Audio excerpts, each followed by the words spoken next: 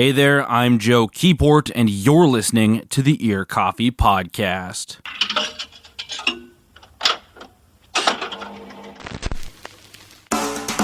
This week, I talked to Jordan Blue, Rose Von Muchow, and Fez Felsen of the band Split Fountain, who put out their debut EP, Crosstown, in August of this year. Both Rose and Fez are longtime collaborators of Jordan's, so when he needed to put a band together to bring these songs to life, they were at the top of his short list. During the interview, we talk about the band's formation, cool older siblings, and shooting a music video on film. It's Split Fountain right here on the Ear Coffee Podcast. Jordan, Rose, and Fez, how's it going here on this? Well, it's now a Thursday evening. How's it going for y'all? Yeah, it's great. Great. Beautiful evening. I'm having a great day. Having a great day? How are you? Yeah, how are you? I'm doing well. Got off work, so hanging out, getting to talk to a band, which is pretty cool, because I feel like I've run into every one of your projects peripherally, but I've never been able to actually talk to any of you for this podcast or just in Ear Coffee in general. Nice, So- yeah. We're glad to be here. Thanks for having us. Oh, of course. So let's start out. I would like to get a little bit of the history of the band. You all seem to be looking through like Bandcamp credits and just like knowledge I have of the scene. You've been like collaborators for a long time, whether it's Rose, you and Jordan had worked with Cheap Fantasy and Wetter, and then Fez, you were in Wild Firth, who Jordan recorded. I don't know if you were in bands together yourself, but kind of talk about how we got to where we are now with Split Fountain. Yeah, Rose and I met when we both joined Wetter, which was in like 2016 maybe. And that was probably around the same time I met Fez, because I was in Frankie Teardrop, I think, at the time still, and we went and played a show in Appleton, Wisconsin. Is that the first time we hung out? Yeah. And that was Wild Firth. And then I recorded, I guess. Then we went on a tour together, Wild Yeah. Firth and Frankie Teardrop. Yeah. Did a little tour. Yeah, that was in 2016. And I knew Will from Wild Firth for before that, and did the first Wild Firth tape. And then, yeah, I guess that's why we played that show out there. Yeah. And then we went on tour together. It was an awesome tour. And we played the last show of that tour was at Paper House. Oh, pour one out, yeah. How fun. It was so twisted. And I ended up recording Harper's Jar later. But yeah, and then Rose and I, did Cheap Fantasy because Rose is really good at singing, and I asked her to sing on some songs. And yeah, I don't know. These two are kind of like the people that I've been around in the music scene the most, that I've like wanted to be in a band with, so it's really cool to get to do it with them. So were they on your short list when putting together? Because Jordan, you head up the Split Fountain. The band is this kind of like your project, and you wanted to. Rose and Fez were on your short list of people you wanted to work with for it. Yeah, totally. I mean, I write the songs and then I bring it to them, and then they kind of really make it what it is. And then, yeah, I mean, drummers are always really hard to find, and I don't know. Just Fez is. I've always wanted to play in a band with Fez because he's got he's got the vibe, he's got the feel, that you can't find, and he's a reliable guy too. And it's hard to get both. It's true. So. It's very, very true. Scheduling is always a fun thing, and being a good musician on top of it makes it just that much better. Yeah, exactly. So then, where would you say Split Fountain played their first show? And was it October of last year or something like that? I think I saw. Or when was like the first kind of proper show as Split Fountain? It was the Ahem release, wasn't it? Was that Yeah. our first show? Yeah. Yeah. Our friends in the band Ahem released, was it an album or an EP? Album. It was an album, yeah. Out on Forge. Yeah. Forge Artifacts. And it was just like, did they just ask us to play? And we were like, we haven't played a show yet. And they were like, that's cool. So they had great faith in us, and that was really nice to hear. And it was probably top 3 shows I've ever played in my life. Wow. I haven't played as It's a really many fun shows show. as you guys though, but it was just really fun because it was just in the Eagles medium-sized room, and Shout out Eagles Club. it was just like full of friends, and it was such a good experience. I always get freaked out. I feel like I do have stage fright, so it's that much better when the room is full and the vibes are good. So perfect for a show. How long had you been playing leading up to that first show then? A while. A while? Like Yeah. 6 months or something, maybe. Okay, wow. I wanted to record a release before we played a show. Okay. So we did that. Like, we just practiced for a really long time, and then that EP that just came out, we made that was done before that show. Oh, wow. So then when were these songs put to, because Jordan, you write these songs, when did you have these songs put together for the release? Since you said the EP was done before you played that first show. Yeah, I mean, it was probably I think I wrote the first one, beginning of last year, maybe at the end of the year before that, and then just as we practiced, I wrote more of the stuff. So, and then we pretty much, as soon as we had the songs, we went into the studio. So, okay.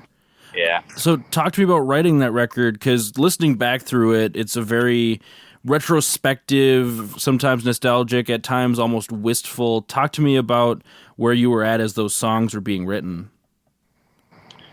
Kind of a lot of different places, I guess. I mean, the first song, Prism, is, and kind of establishes the theme and kind of starts some common threads that go throughout the rest of the song, which is it's just about patience and emotional non-reactivity and sort of being an artist, I guess, my entire life, and being someone that has a strong emotional engine, learning to sort of deal with my emotions in a mature way. And I sort of got to the point with other projects where I just didn't want to write a bunch of songs about how sad I am or how unique I am or that kind of stuff. And I wanted to, because I feel like I've gotten over the hump a little bit more with that stuff, sort of hopefully share some lessons or some experience that I've had, dealing with, whatever, mental illness or whatever you want to call it, but more so the successes, I guess. And so, I mean, I think a lot of it's bittersweet because it kind of musically addresses the sad stuff, and then lyrically addresses, hopefully, some of the more, some of the overcoming or some of the lessons learned from that stuff. So. Gotcha. Because I was listening, because I've listened through it probably 10 times between last week and this week. It's a great record. It's a really nice evening, early morning release, especially someone who works early mornings. You just kind of put it on in the car as you're going. You're like, this isn't gonna blast me out of my mood. Nice. Yeah. Cool. That's good. I like music like that. Where do you work? I work as a news director for a radio station in Pine City, Minnesota. Oh. So, yeah. You drive out there every morning? Not every morning, a couple of days a week. It happens to be my hometown, so I'll crash on my mom's couch every now and again just to save gas. Yeah. But so, nice. Not too many early mornings, but still early mornings. But the record does feel first person-y. You mentioned the fact that it's kind of sharing life lessons and looking back on that. First person feels very first person, but you switch to kind of almost telling stories from character perspectives on songs like Wild Heart, because that almost sounds like there's a person in mind when that song is played. Yeah, and there was specifically that one I wrote really fast. I wrote that one in 30 minutes, I think. Wow. And it's the best one, and I like it the most. Mm-hmm. And I think it tends to kind of go that way. Anyway.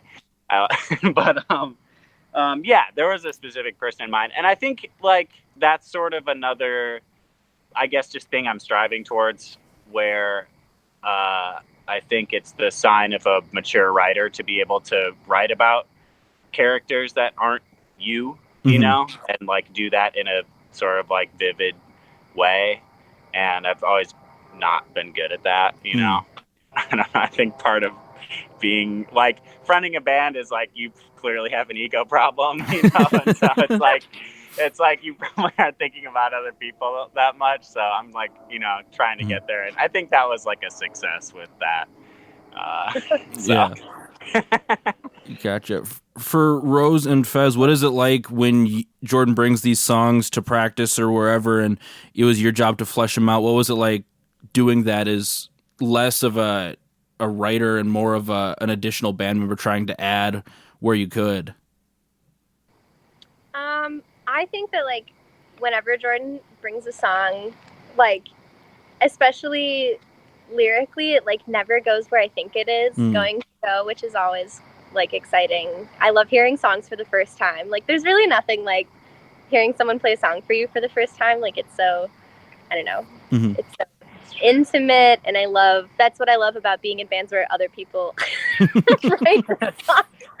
I'm only in those kinds of bands. But I also like what Jordan and I always do the best together, I think, is like Jordan has these amazing like melodies that he comes up with, and I love playing with them, and like having harmonies is something that I love doing, and I love like the way our voices sound together. So I feel like whenever he brought a song to the table, I was always just looking for a way to, you know, layer our voices and like what would make it more interesting.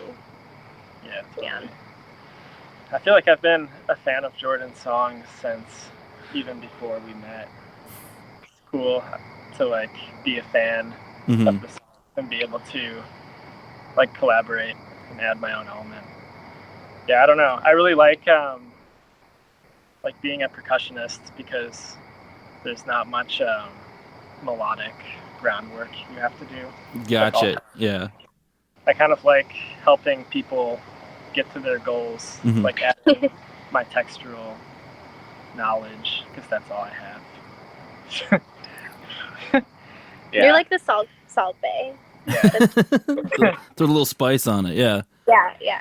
But you have to have like an understanding of how songs work and like what the point is of songs in order to be, you know, a good drummer or a good bass player or a good, you know, whatever. If you call it a supporting role, I don't know. But I mean, they're all like, those are the drums, bass, and vocals are the most, you know, central elements in like any popular recording, right? So like those are more than supporting, I think. But yeah, you have to know like what's up with songs and like what's, you know, where the magic is at too. So because there's nothing worse than like hearing like when a part doesn't quite fit, it takes you out of the element that you're trying to create, or even listening to a record where you're like, all right, you're trying too hard to try and get something across almost. Yeah. Totally. And especially like being collaborators before being in a band. Well, I mean, you've all worked together. And I feel like it adds probably an extra layer of, you don't have to get over like that boundary or meet a boundary that comes with like maybe new people coming together to work, because you kind of know where to push and where to like leave things be, and you don't have to worry about maybe offending or anything. Because like Rose, you said it's very intimate to hear someone's song for the first time. You don't want to like, they're burying a part of themselves to you, and you don't want to just like shit on it, you know? Yeah, I mean, I try not to. But... I make it hard too. Anyway, we should have more boundaries in this band, to be honest. I mean, we say some messed up shit to each other, so it's, you know, but, you know, you're right. Like, as a musician, I kind of like when somebody tells me, I guess I'm not the one writing the songs, but when somebody tells me like that sucks, I'm really stoked to hear that. Because it's like, if you can like not get too personal about what you're playing and just like have a collaborative thing, you can really go a lot of places. Like if you can take the punches, I don't know. Yeah, just being direct with people, just being like, don't do that. Like maybe not that direct, but like, I was thinking this part would actually be different, or like maybe, you know, can you try this time, or whatever it is. And it's just like, you kind of have to, that's like, I don't know if it's a Minnesota nice thing or whatever it is, but you kind of just have to be like, let's try a bunch of stuff, you know, let's not be too personal about it, exactly like Fez said, and just, you know, figure it out, you know, get to because you kind of have to be like just objective about the like mechanical parts of the thing, you know, if the subjective part's going to come through. So Rose, I wanted to ask about the last song on the EP, Too Fast, because you sing verse 2, I think is technically what it is. Was that a part you wrote yourself, or did Jordan bring that to practice and was like, hey, I have this part written for you? I can't remember. I didn't write the lyrics, but I can't remember whose idea it was. It was you. You were like, I want to sing this one. Okay, yeah. It was me because I was like, okay. Always want to sing more because I'm a diva. So well, we need to get Rose singing more in the band. So yeah, it's my goal. It's my goal to write more, but yeah, I mean, also a goal I had for like quarantine, like COVID times, was to just like write and play more of my own shit. So hopefully that could still happen. Hopefully we still have time before life starts again. Yeah, but yeah, that was still like a Jordan words, but I definitely, looking forward, I would still like to sing more. But I have to focus on playing the bass. I'm not the best at playing the bass and singing at the same time. It's pretty hard. It's so different than playing guitar and singing at the same time. But you know, what? Do you have something to say, Fez? Rose is really good at playing the bass. Oh, thanks, Fez. That's nice. I'm just saying that, yeah, like doing lead vocals kind of freaks me out because I am like, you know, maybe I doubt my abilities. You used to front a band, though. What was that called? What are you talking about? Your band, you know. Oh my God, in high school? Yeah. I'm not going to say that on the podcast. What's the band called again? I'm not going to I can't remember the name of it right now. I'm literally not going to tell you. Escaping me. Sevenfold. We did not do a cover of an Avenged Sevenfold. That was my middle school band also. What was that band called, though? My band in high school is called Verity's Embrace. And we still have a Facebook page, so. Yeah, I liked the Facebook. I watched the live clips there. Was it good stuff? Oh, yeah. I mean, it's like, it's solid. Like, okay, yeah. They do what they do really well. My God. And Rose sings all the lead stuff. I wrote the song. Nice. So, check it out. Yeah. Check it out. Oh my God. Do the Nardwuar deep dive into the beginnings of everything. Yeah, totally. Oh my God. Yeah. Yep. Show up with a Verity's Embrace shirt to the hangout. Yeah. Jordan, I wanted to ask, and if this is a little too personal, that's okay. On we can move on. But on Instagram, in an Instagram post, you dedicated this release to your brother Tyler, whose musical influence shaped your life. Was the quote? Talk to me about that influence and what it like, and why you dedicated this EP to him. Yeah, he passed away. Sort of recently, and you know, so he's been on my mind a lot, and you know, just kind of like listening to really anything I listen to, and especially stuff that influences this band, which I feel like is, you know, stuff that I grew up with: Pavement, Lemonheads, Feelies, kind of like classic indie rock stuff. Like anytime I put a record on, pretty much I'm like, oh yeah, he introduced me to this. You know, Fountains of Wayne, self-titled, like.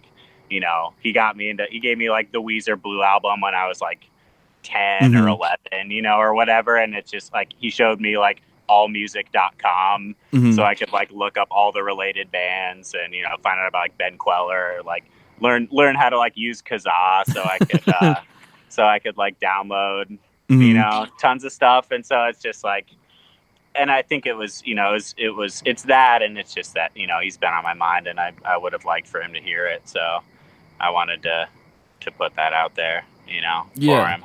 Well, so. I feel like everybody should have that person who's like, here, listen to this, like gives you that gateway into something bigger, hopefully. Yeah, totally. And back then too, it was like, you know, there weren't blogs, there was no Instagram. There was back in my day. And you just like, you had to find out about music in like an organic way. Like he had this massive CD wallet with all these burnt CDs, and he used to drive me to middle school, and we would listen to like XTC and like all this crazy music. You know, he gave me like Minor Threat complete discography when I was like 12. You know what I mean? And I was like a hyper little kid. It was That's a like dangerous thing to give a middle schooler.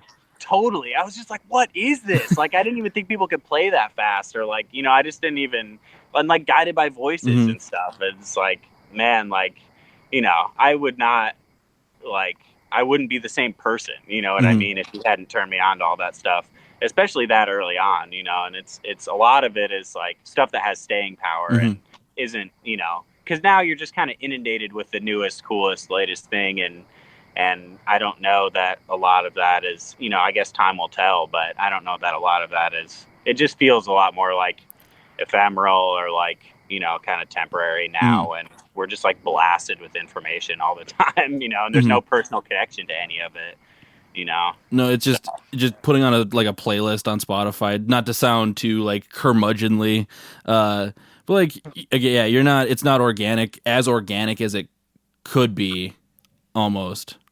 Yeah.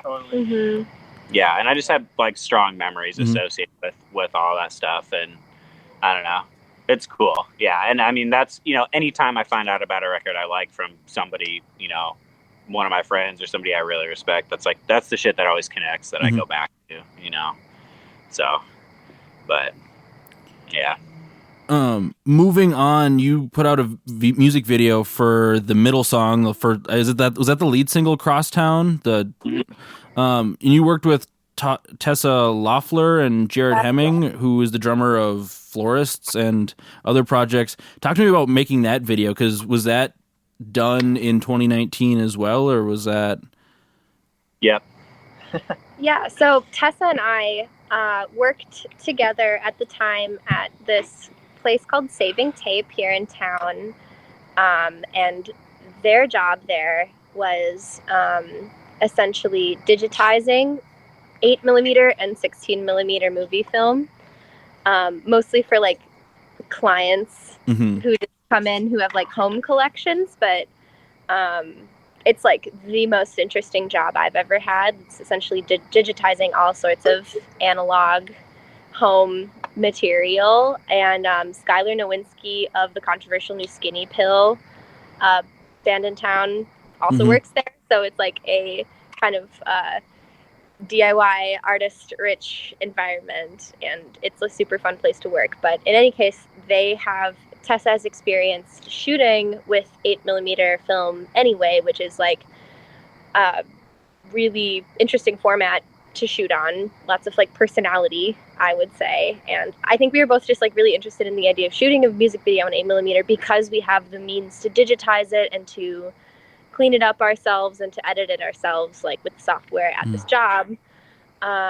And they're also just like a close friend of mine and an amazing photographer and videographer. So it was just like natural, I don't know, for them to direct and shoot this whole music video and edit and like scan. Like they really did it all. And it really shines through. They're like an amazing director, I would say.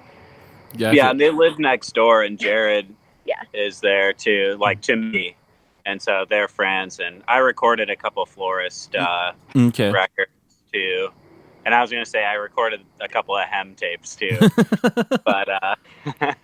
But yeah, they're the shit. And I love Tessa's work. I've seen their photos a bunch and other video stuff they've done, and I figured they would kind of fit the vibe. And Jared just kind of tagged along to assist that day. But Jared brought snacks from the gas station. Brought snacks. Coming in clutch. Brought really good vibes. Like, he's a really good guy to have around.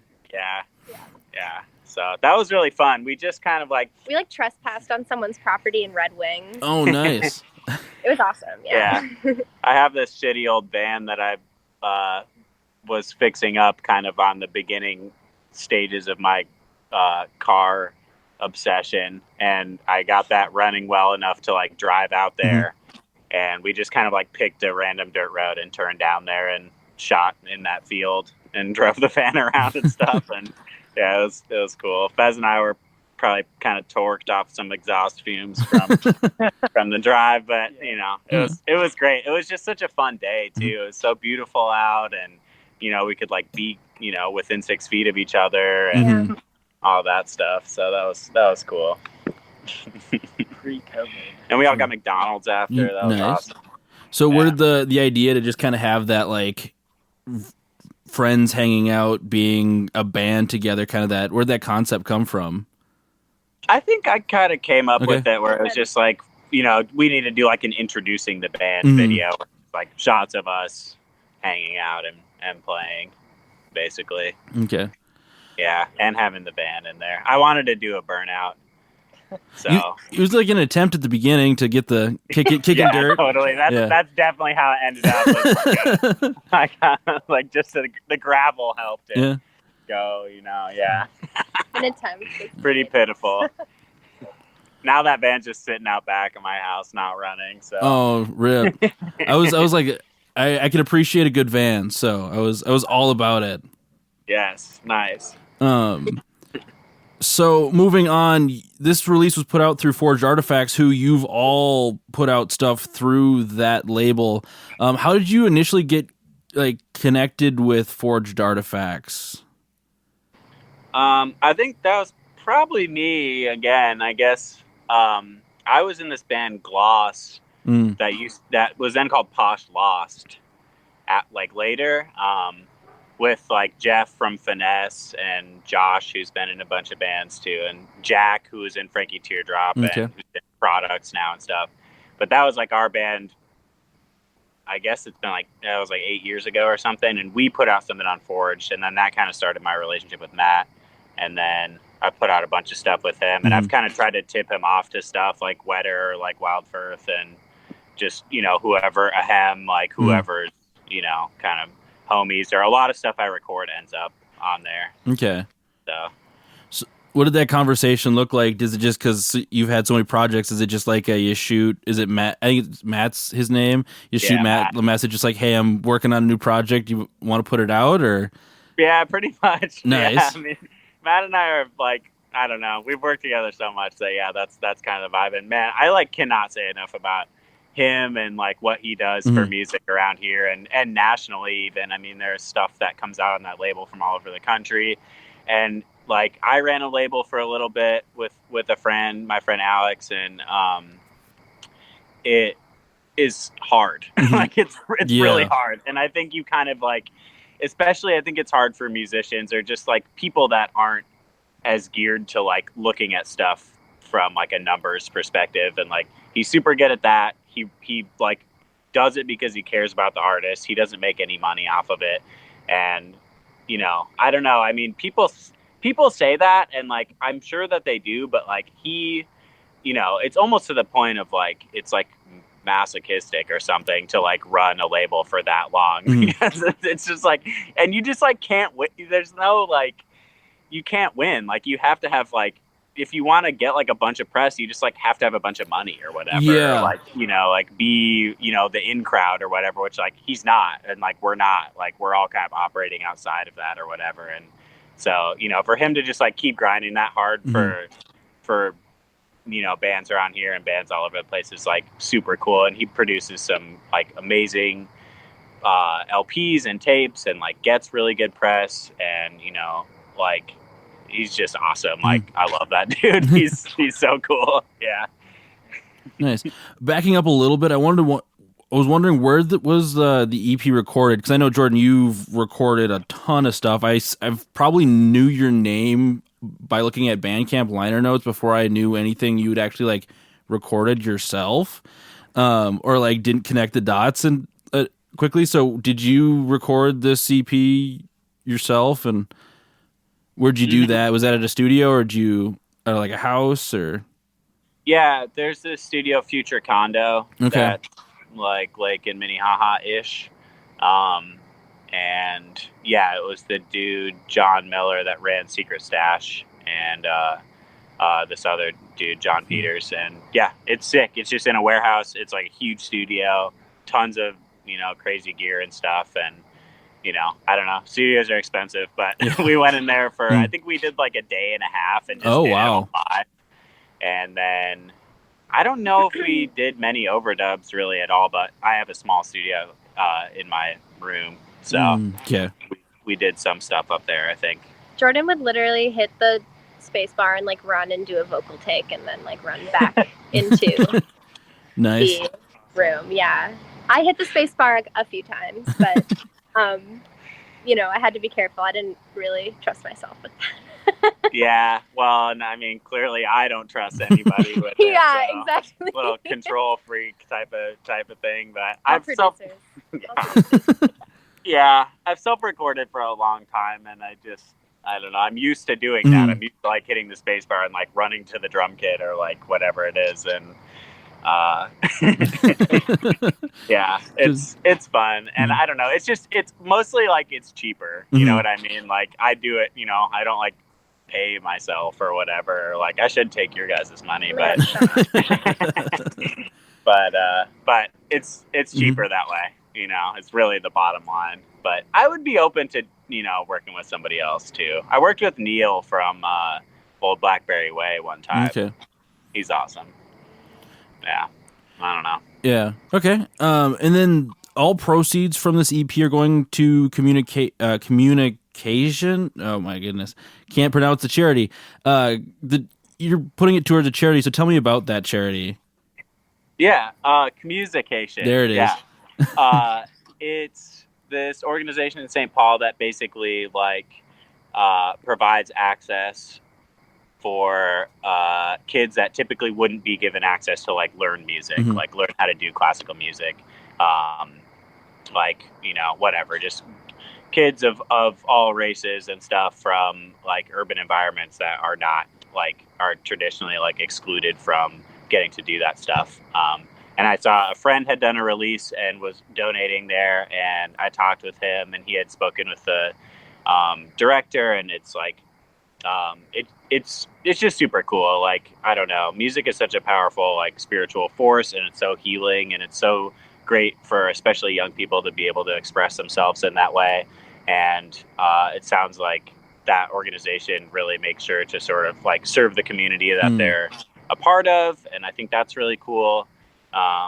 And I don't know, I mean, I just know, like, and I'm sure these two would agree, like, how central music is in my life. Like, no one should be denied that, you know, opportunity, you know, and it's, I don't know, it does so many other things for your brain, like helps you communicate and like helps you, you know, understand yourself and your emotions and other people and all that stuff. So yeah, that was a really cool opportunity. And I mean, it was, right after George Floyd, got murdered, so it was also sort of like, well, you know, I think all of us feel some responsibility to like do something, you know, like for our community and for like people that have less than us, you know. So yeah, we're like happy to be able to do that. Definitely, it seems like we're going to be able to give them a good chunk of money too, so that's awesome. Good. Yeah. And then finally here, wrapping things up, where can people find y'all online? Where's the locations we can connect with Split Fountain? Bandcamp, Spotify, any streaming platform. That's really it. I mean, we don't have social media for this band, kind of half intentionally, and I think half just out of laziness. But for me, it's intentional. But yeah, so I mean, you can follow any of us on Twitter, we're all on, like, you know, personal Instagram. Just deleted my shit. Oh yeah, well, some of us, and I don't really get on there anymore, to be honest. So you can follow Rose. Yeah, follow me. Yeah, Rose needs more followers. Weak ratio. I don't know. Yeah, follow Rose, or just, you know, go on Bandcamp and use the contact form and send an email, and I'll email you. Oh, that's cute. That's how I got in contact with you. I was like, where? Yeah. like I talked to the other person who runs Ear Coffee. I was like, where do we find them? Yeah, so, you figured it out, and now here we are. Yeah. And look, we've had such a nice time. So, I mean, you know, there you go. Well, Jordan, Rose, and Fez, thank you so much for taking some time to sit down and talk with me. Yeah, thanks so much for having us. Really appreciate it. The Ear Coffee Podcast is a companion to the blog of the same name. If you like this episode, please leave us a rate and review so we can stand out among the other music podcasts. You can follow us at Twitter, Facebook, and Instagram @Ear Coffee. Thank you for listening, and we'll see you next time.